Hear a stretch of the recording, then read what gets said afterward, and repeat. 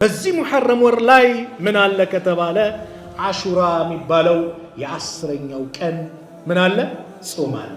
የአንድ ዓመት ወንጀል ያስምራል። ሙሳና ህዝቦቹን አላህ ያዳነበት ወገረቀ ፊርዓውነ ወቀውመሁ ፊርዓውንና ደግሞ ህዝቦችን ያሰጠመበት ቀን ነው።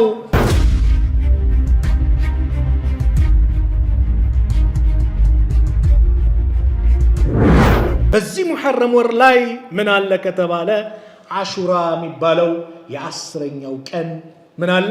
ጾም አለ። በዚያው አጋጣሚ አስረኛው ቀን የአንድ ዓመት ወንጀል እንደሚያስምር ነቢዩ ሰለላሁ ዐለይሂ ወሰለም ተናግረዋል። አብዱላህ ኢብኑ አባስ ረዲየላሁ ዐንሁማ ሲናገሩ አነ ረሱለላህ ሰለላሁ ዐለይሂ ወሰለም ቀዲመ አልመዲና ወደ መዲና ነቢ ሰለላሁ ዐለይሂ ወሰለም ሲሄዱ ፈወጀደ አልየሁደ ሲያመን የውመ አሹራ የሁዶችን አገኟቸው።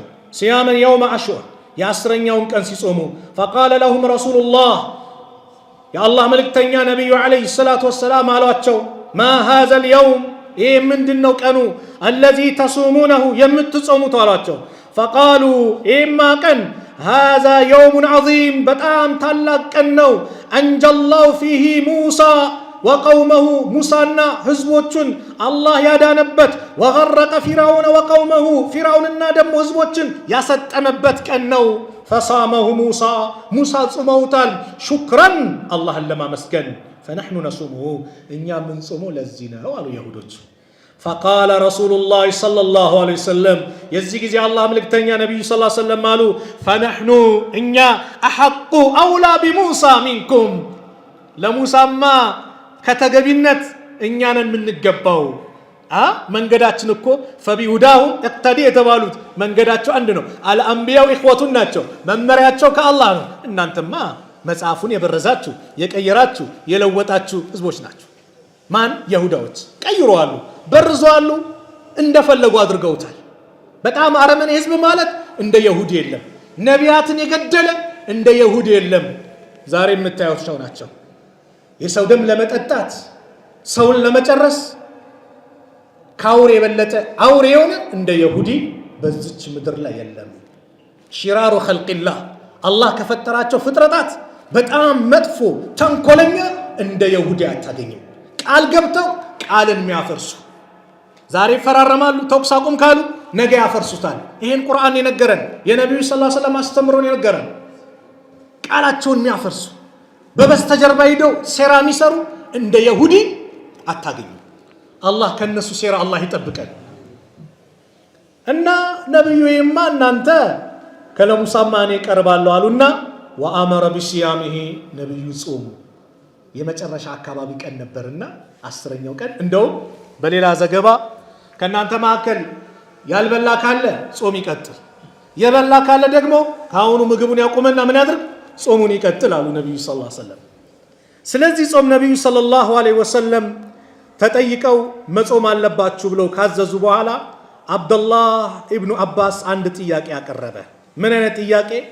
አንተ የአላህ መልእክተኛ ነብዩ ሰለላሁ ዐለይሂ ወሰለም አስረኛውን ቀን ጾመው ነበርና ወአመረ ቢሲያሚሂ በጾሙም ሲያዙ ፈቃሉ ያ ረሱላላህ አንተ የአላህ መልእክተኛ ኢነሁ የውሙን ይሄ እኮ ቀን ነው ተዓዚሙሁ አልየሁዱ ወነሳራ የሁዶችና ነሳሮች የሚያከብሩት።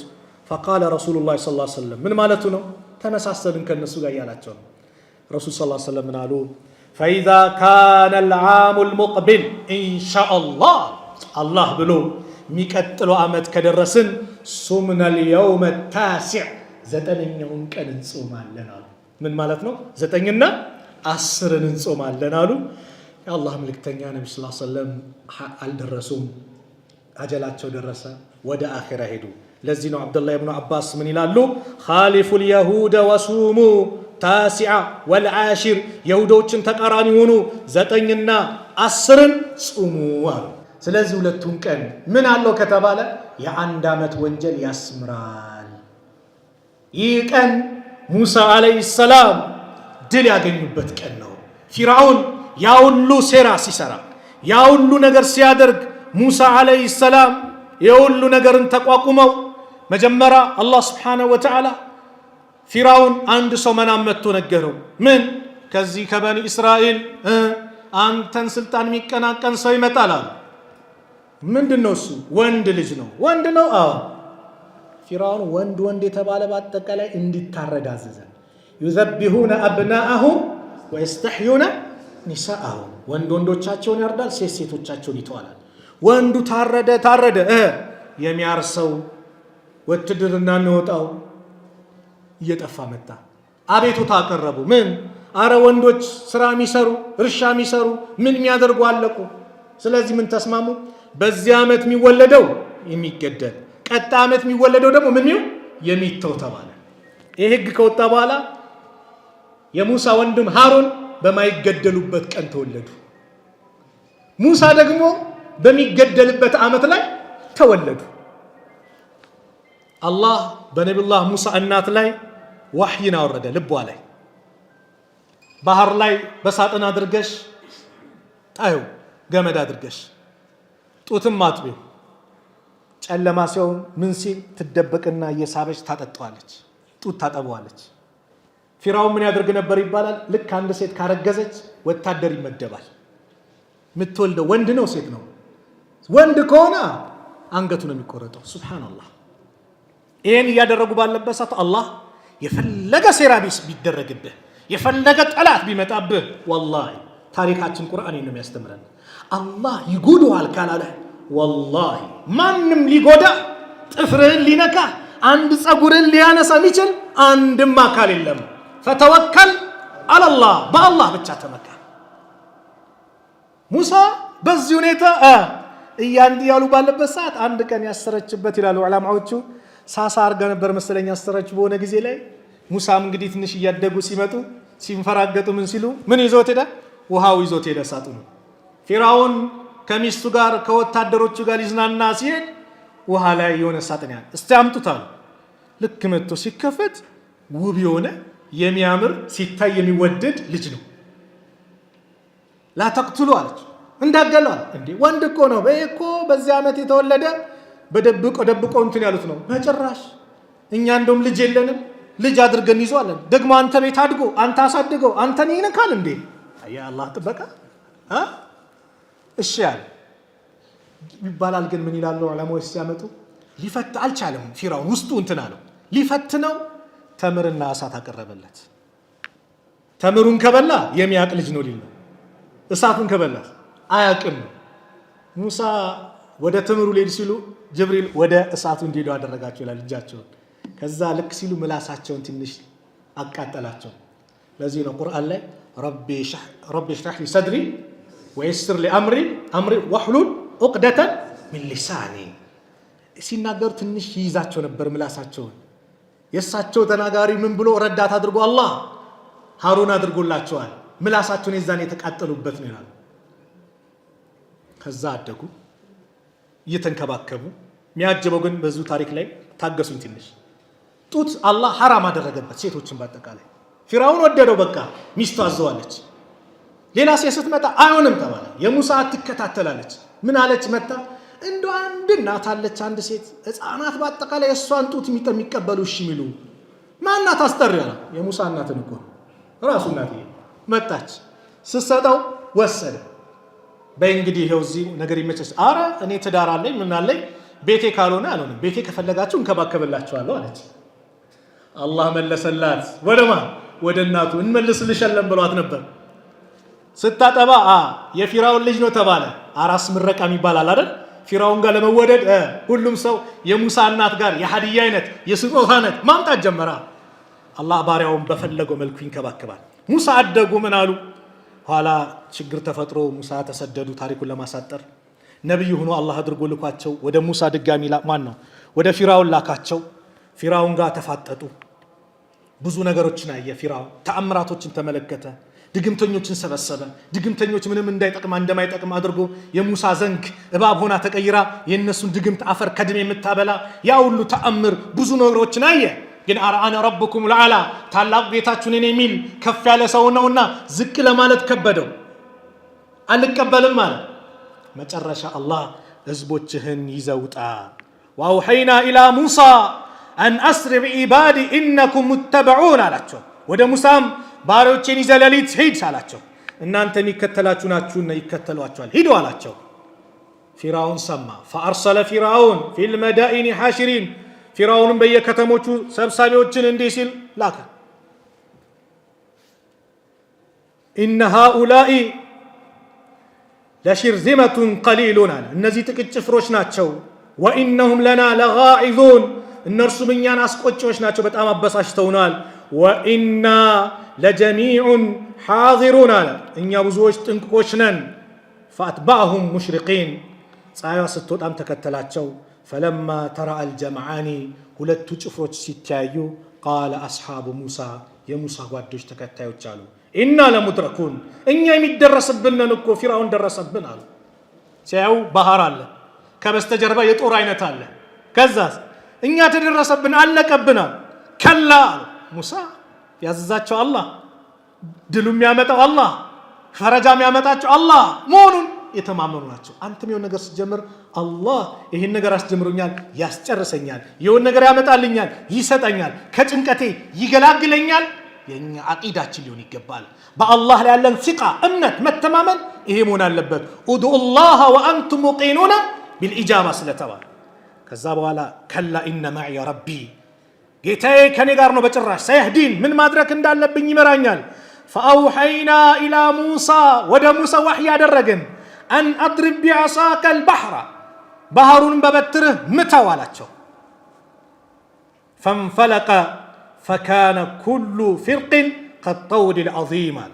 ሙሳ መቱት፣ የመቱትን ባህር ደግሞ ሁሉም እንደ ታላቅ ጋራ ሆኖ ተከፈለ። 12 ጎሳዎች ነበሩ ይባላል። 12 ድልድይ ሆነ። የኔ ጎሳ እንዳይል ሁሉም ጎሳው የራሱን ይዞ እንዲወጣ አላህ አደረገ።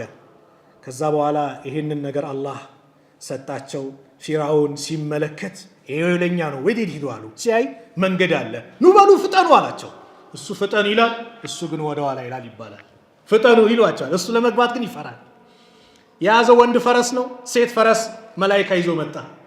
ወንዴው ሴትን ምን ይላል? ይከተላል። ሲከተል ልክ ሁሉም እንደገቡ ሲረጋገጥ አላህ ስብሓነሁ ወተዓላ ለሙሳ ዋህይ ያደረገ። ያንን ተው ብሏቸው ነበር። ከዛ በኋላ ምተው አላቸው። ወደ ባህር ተቀየረ። የዚህ ጊዜ ፈአትባሁም ፊርዓውን ቢጁኑዲሂ ፈገሺየሁም ሚነል የሚ ማ የገሺየሁም ፊርዓውን ከሰራዊቶቹ ተከተላቸው፣ ከባህሩም የሚሸፍን ነገር ሸፈናቸዋል። ወአዝለፍና ሰመ አልአኸሪን እነዚያንም ዘንድ ሌሎችን አቀረብን አለ። ወአንጀይና ሙሳ ወመን ማሁ አጅመዒን ሙሳንም እሱንም ከእሱ ጋር ያሉትን አዳንን። ثم أغرقنا الآخرين ሌሎችን ደግሞ አሰጠምን። ኢነ ፊ ዛሊከ ለአያ በዚህ ላይ ድቅ ተአምር አለ አለ። ወማ ካነ አክሰሩሁም ሙእሚኒን አብዛኞቻቸው አማኞች አይደሉም። ወኢነ ረበከ የአንተ ጌታ እኮ ለሁወል ዐዚዙ ረሒም አሸናፊውም አዛኙም እሱ ነው። በሙሳ ላይ አዛነ፣ አዝኖላቸው ነጃ አላቸው። አሸነፈ ደግሞ የበላይነቱን አሳየ። በማን ላይ? በፊርዓውን ላይ። ያ ቀን ማለት ፊርዓውን የሰጠመበት ሙሳ የዳኑበት ቀን ማለት መቼ ነው? 10ኛው የሙሐረም 10ኛው ቀን ነው። ስለዚህ ይህ ቀን መጾም ደግሞ የ1 ዓመት ወንጀል ያስምራል። ዓመቱን በወንጀል ተምሮ ሱብሃንአላህ። ያለፈው ወር ምን ነበረ? ዙልሂጃ ነበር አይደል? አረፋ ጾምን 2 ዓመት ወንጀል ያስምራል ተብሎ በወንጀል ተምሮልን ንጹህ ሆነን ዓመቱን እንድናጠናቅቀው አላህ ወፈቀን። የዓመቱን ጅማሪ ደግሞ የተከበረ ወር አድርጎ በጾም እንድንጀምረው ከሌሊት ሰላት የበለጠ ማን ነው? ከፈርድ ሰላት ቀጥሎ ትልቅ ሰላት ማለት የሌሊት ሰላት ነው አሉ። ከረመዳን ቀጥሎ ደግሞ አፍደሉ ሲያም ማለት ሸህሩላህ አልሙሐረም ተብሏል። የሙሐረም ወር ጾም ነው ብለዋል ነብዩ ሰለላሁ ዐለይሂ ወሰለም። ይሄን እነዚሁ ቀን መጾም። ስለዚህ 9ና 10ን በመጾም 10ኛውን ጾሞ ከሆነ ደግሞ 11ን በመጾም ኢብኑል ቀይም 9ም 10ም 11 መጾም የተሻለ የሚል አቋም አላቸው። ነገር ግን 9ና 10ን ከጾመ ይሁዳዎችን ተቃራኒ ነዋል። 10ን ብቻ መጾም ይችላል። ግን ለመቃረን 9ን ካልቻለ 10ን ከምን ጋር? ከ11 ጋር በመጾም የ1 ዓመት ወንጀል አላህ ዓመቱን በተከበረ ወር ጀመረው፣ ሲዘጋውም በተከበረ ወር ዘጋው። እኛም ይሄ አሹራ የድል ቀን ነው። ድል የምናገኝበት ጋዛ ላይ ያሉት ወንድሞቻችን ድል የሚያገኙበት፣ በጠላቶቻቸው ላይ የበላይነት የሚያገኙበት፣ ዓለም ላይ ያሉ ሙስሊሞች የበላይነታቸው የሚረጋገጥበት፣ ለአላህ ብለው በአላህ መንገድ የሚታገሉ ሙጃሂዶችን ደግሞ አላህ የበላይነትን ድል የሚሰጥበት ቀን አላህ ያድርግልን። ወሩን ዓመቱን በደስታ የምናሳልፍ አላህ ያድርገን። የምንቀየርበት ዓመት አላህ ያድርግልን። የምንለወጥበት ዓመት አላህ ያድርግልን። ደስታ የምናገኝበት ዓመት አላህ ያድርግልን። የኢስላም የበላይነት የሚረጋገጥበት ዓመት አላህ ያድርግልን። የሙስሊሙ አንድነት የሚበረታታበት የሚጠናከርበት ዓመት አላህ ያድርግልን። የበላይነቱን አላህ ይለግሰን። اللهم انصر الإسلام والمسلمين وأذل الشرك والمشركين ودمر أعداءك وأعداء الدين. اللهم انصر إخواننا في كل مكان. اللهم انصر إخواننا في فلسطين. اللهم انصر إخواننا في فلسطين. اللهم انصر إخواننا في فلسطين يا رب العالمين يا أكرم الأكرمين. اللهم انصر من نصر الدين. اللهم انصر من نصر الدين. اللهم انصر من نصر الدين واخذل من خذل المسلمين. واخذل من خذل المسلمين. واخذل من خذل المسلمين. اللهم ادفع الظالمين بالظالمين. اللهم ادفع الظالمين بالظالمين. اللهم نجنا من بطش الظالمين. اللهم ألف بين قلوب المؤمنين ووحد صفوفهم واجمع كلمتهم على الحق يا رب العالمين. ربنا آتنا في الدنيا حسنة وفي الآخرة حسنة وقنا عذاب النار. وصلى الله على نبينا محمد وعلى آله وصحبه وسلم. وآخر دعوانا أن الحمد لله رب العالمين والسلام عليكم ورحمة الله وبركاته.